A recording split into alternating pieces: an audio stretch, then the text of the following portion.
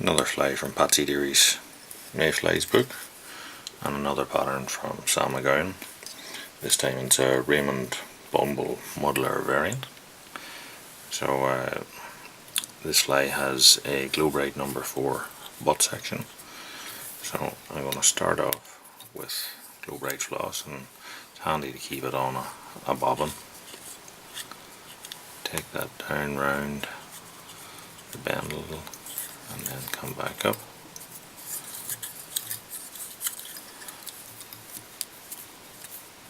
I'll whip finish that. Put it in. If you're going to tie several little flies, you could do them to this stage, set them aside, and do part tines just to make that a wee bit more durable. We'll put a bit of clear varnish on it, and then I'm going to tie this fly now with a red thread. So attach our red thread and take it down to the point where we're going to tie our tail in here. Tail, the golden pheasant topping.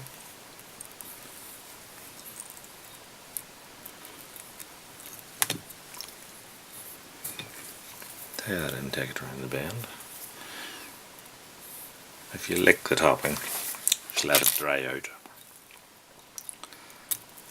It's a lot easier than struggling with it to get it to sit the way you want it to. It'll dry out in the position that you want it to now. So, rib on this one, you can use gold wire, you can use gold oval. I'll put in gold wire. Tie that in underneath.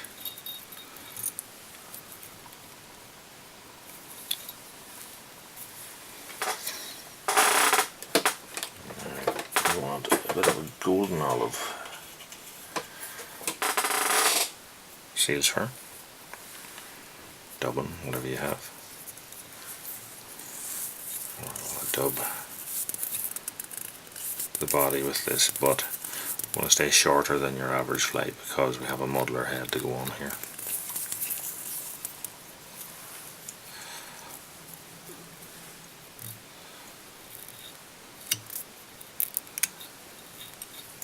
So, as you can see, I've left a good 5mm or so there to accept the muddler head that we're going to put on this. Hackles wise, 2 hackles, 1 blood red, 1 golden olive.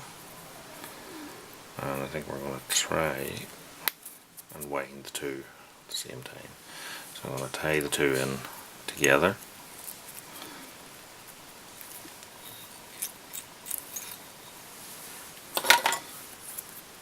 And hopefully they will wind together. I'll put the two of them on the hackle pliers. They might snap.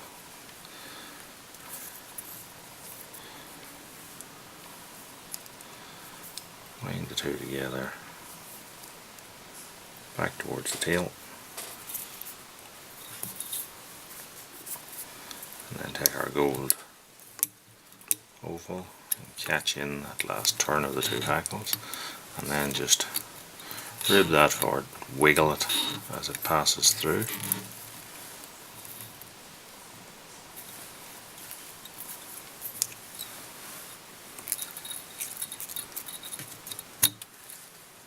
Nip those off, and then wiggle that to break it. There's no wing on this fly. I'm now just forcing those hackles back.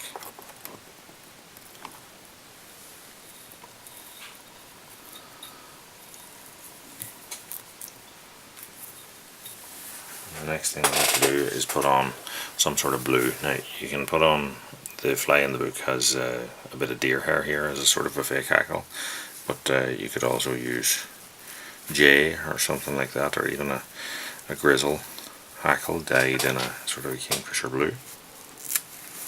So I'm going to take a small bunch of blue deer hair here. I'm going to offer it up to the fly like a fake hackle on a loose wrap, and then tighten it up. And I'm going to pull that deer hair forward and wrap over it, because I want to separate it from the tips. And you'd actually, although it requires you wrapping with your left hand, wrap that bit farther forward. If you pull into it tight, then it should weaken it and allow you to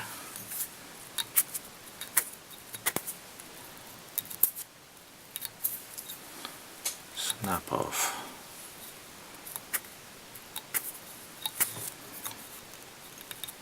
all of those end portions.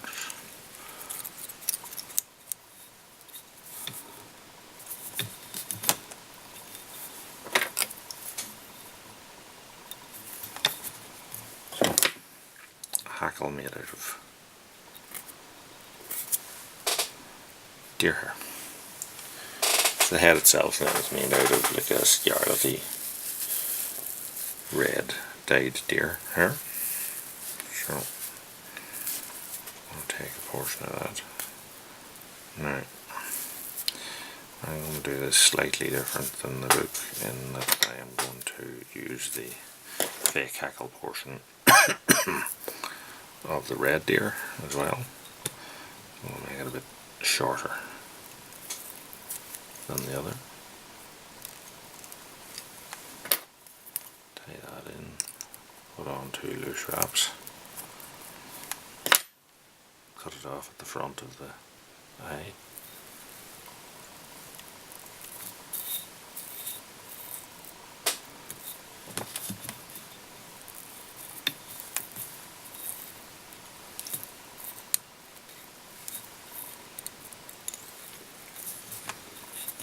Fold it back, and now we're going to put on another bunch in front of this, and this time it's going on like a stacked deer hair, and we'll then trim that once we get it in place. So we take another bunch of deer hair here, place that on. This wrap then is going to pull in behind the eye, wrap through it,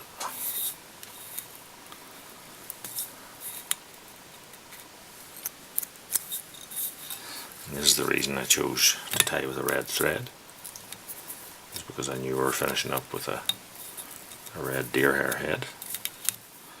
I'll get a few turns on there to hold that in place, trim that off. Now I'll get a super glue. I'm going to put a bit onto my dubbing needle here and get that in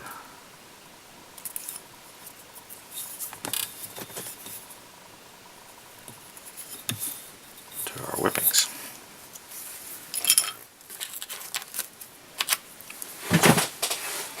Time to trim our fly. So I'm going to use this, which is a deer hair tool. Hopefully it works. And this is basically a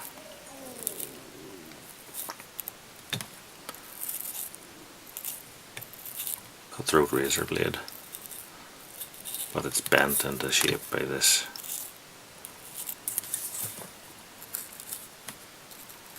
little plastic tool.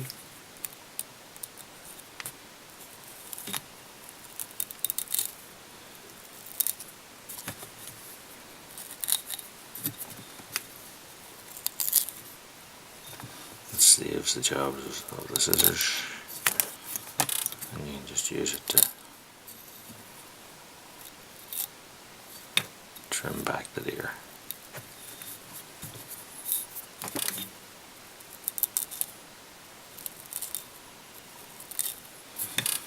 I suppose deer hair shape is a personal preference.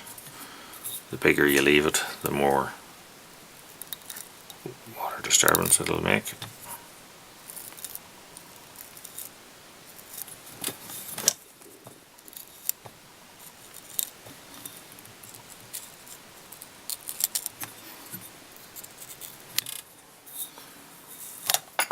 That's the majority of it, and then you can just use your scissors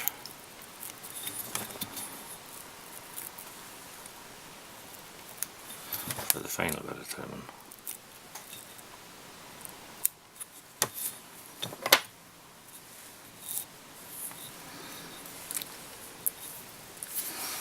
And there we have a Raymond Bumble Muddler variant.